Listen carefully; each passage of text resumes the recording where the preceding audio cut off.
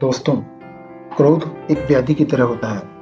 क्रोध की स्थिति में व्यक्ति की मनोदशा विचित्र हो जाती है। उसका अपने संवेगों पर नियंत्रण नहीं रहता है और ऐसी स्थिति में वह कुछ भी कर सकता है। आज की हमारी कहानी भी एक ऐसे ही लड़के के बारे में है। तो एक बार एक छोटे से शहर में एक आदमी अपनी पत्नी और एक बेटी के साथ खुशी से रहा करता था। उनका एक सुंदर सा घर था जिसके आगे और पीछे हरे भरे बागीचे थे। जैसे जैसे उसका बेटा बड़ा हो रहा था, उसने देखा कि बेटी का व्यवहार बदल रहा है। उसका बेटा बहुत बुरा स्वभाव विकसित कर रहा था।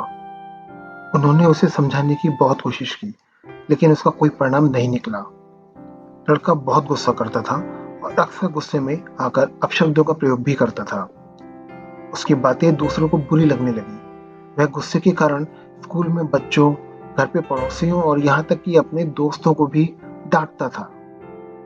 उसके दोस्त और पड़ोसी उससे दूर रहने लगे और उसके माता पिता उसके बारे में बहुत चिंतित रहने लगे। एक सुबह उस लड़के के पिता ने उसको अपने कमरे में बुलाया। पिता के पास अपने बेटे के व्यवहार को सुधारने के लिए एक योजना थी। उसने उसे कीलों से भरा एक थैला और एक हथौड़ा दिया और कहा कि हर बार जब भी तुम अपना आपा खोते हो तो घर के पीछे लगे हुए पेड़ में एक कील ठोक देना। पहले तो ये बात लड़के को अजीब लगी, लेकिन लड़के ने अपने पिता के निर्देशों का पालन किया और पहले दिन उसने पेड़ में लगभग 50 कील ठोक दी। पिता ने अपने बेटे से यह देखने के लिए कहा कि एक दिन में वो कितनी बार गुस्सा कर रहा था।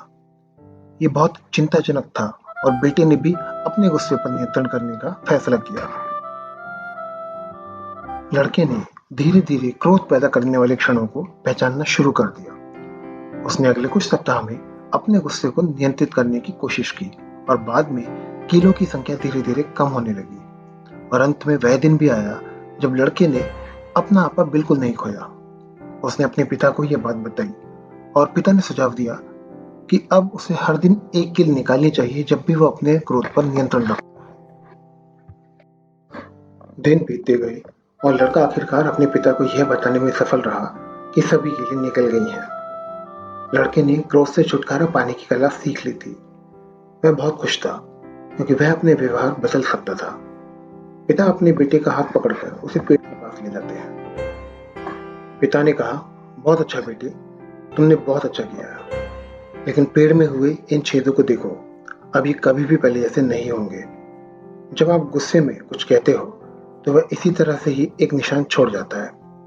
यदि आप किसी व्यक्ति पर चाकू से प्रहार करते हो तो भले ही आप उससे कितनी भी क्षमा मांगो, चोट के निशान उस व्यक्ति पर हमेशा रहेंगे।